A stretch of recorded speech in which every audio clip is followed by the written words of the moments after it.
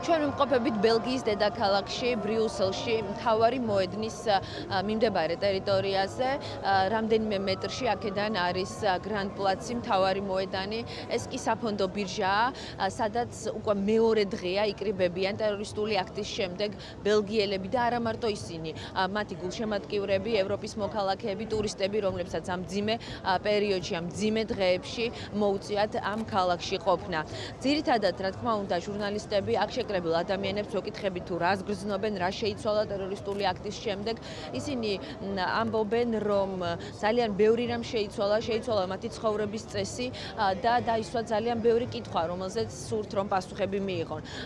აქ ყველა ელოდება, რომ ქალაქში, სადაც ძალიან ბევრი ევროპული ინსტიტუტია და შტაბ-ბინა ნატოს ჩრდილოატლანტიკური ალიანსის, იმდენად იქნება გამკაცრებული ზომები და ეს არ იქნება გარკვეული პერიოდის განმავლობაში, არამედ სულ, რომ ნებისმიერ ადამიანს, რომელსაც მოუწევს აეროპორტში შესვლა, არა მარტო ტერმინალში, არამედ შესასვლელშიც იქნება დაყენებული უსაფრთხოების ისეთი მოწყობილობები და ისეთი შესამოწმებელი აპარატურა, რომლითაც პრაქტიკულად შეუძლებელი იქნება, რომ ვერ აღმოაჩინოს სამართალდამცავმა ორგანოებმა ასაფეთქებელი მოწყობილობა, რაც აქამდე არ ყოფილა. ამბობენ, რომ პარიზის ტერორისტული აქტების შემდეგ უნდა მიიღოთ განსაკუთრებული ზომები და ყურადღება უნდა ყოფილიყო მობილიზებული არა მარტო მოლენბეკში, სადაც სალამ აბდესლამი ცხოვრობდა 13 ნოემბრის ტერაქტამდე და აღმოჩნდა, რომ შემდეგ 4 თვე იქ იმალებოდა, არამედ ქალაქის ძალიან ბევრ ადგილას, ძალიან ბევრ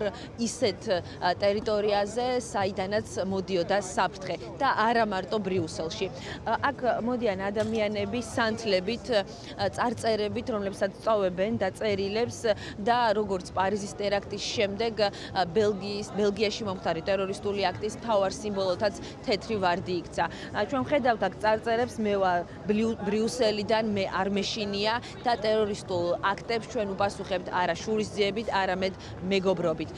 ასევე აქ შეკრებილი ადამიანები ყვებიან, რომ ტერორისტული აქტი, რომელიც მოხდა ბრიუსელში და შეიძლება განმეორდეს ისევ ბრიუსელში, ან ბელგიის რომელიმე ქალაქში, ან ევროპული სახელმწიფოს რომელიმე დედაქალაქში, ტერორისტული აქტების და ტერორისტების მთავარი მიზანი არის, რომ შეცვალონ ადამიანების ცხოვრების სტილი. ამიტომ ამბობენ, რომ ისინი გააგრძელებენ მუშაობას, გააგრძელებენ ჩვეულებრივად ცხოვრებას ამ ქალაქში, ისე როგორც იყო ტერორისტულ აქტამდე და ამით სწორედ ეს იქნება მათი პასუხი ტერორიზმზე. ასევე მინდა გაჩვენოთ თუ რა ხდება შუმანის მეტროსთან. ეს არის მეტრო, რომელიც არის პირდაპირ ევროპული საბჭოს შენობასთან და ძალიან ახლოს, ასევე მალბეკის მეტროსადგურთან, სადაც აფეთქება მოხდა. იქ მართლა ამ დრომდე შეჩერებულია მოძრაობა.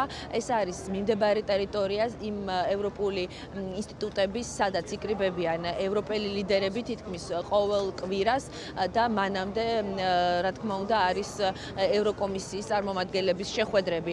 დღეს გარკვეული შეზღუდვები იყო და დღის წესრიგით შეიცვალა ღონისძიებების მიმდებარე ტერიტორია დაკეტილია, დამატებითი ძალებია გამოყვანილი, სამხედრო მანქანები, პოლიციის დამატებითი დანაყოფები და ჩვეულ რეჟიმს თუ როდის დაუბრუნდება ბრიუსელის ცენტრი, არავინ იცის. ამ დროისთვის ასეთი სიტუაციაა ქალაქის ცენტრში და ქალაქის მეორე ცენტრში, როგორც გითხარით, ევროპული საბჭოს შენობის წინ და ყველა ელოდება მთავარი პროკურორის განცხადებას ყოველ წამს შეიცვალა თუ არა რამე და მოხდება თუ არა დაკავება ეჭვმიტანილის, მთავარი ეჭვმიტანილის, რომელსაც აქვს კავშირი ტერორისტულ აქტთან. ჩვენ ვრჩებით, რა თქმა უნდა, ბრიუსელში, ვრჩებით მოედანზე, სადაც შეკრებილები არიან ადამიანები და ვაგრძელებთ თქვენთვის მუშაობას.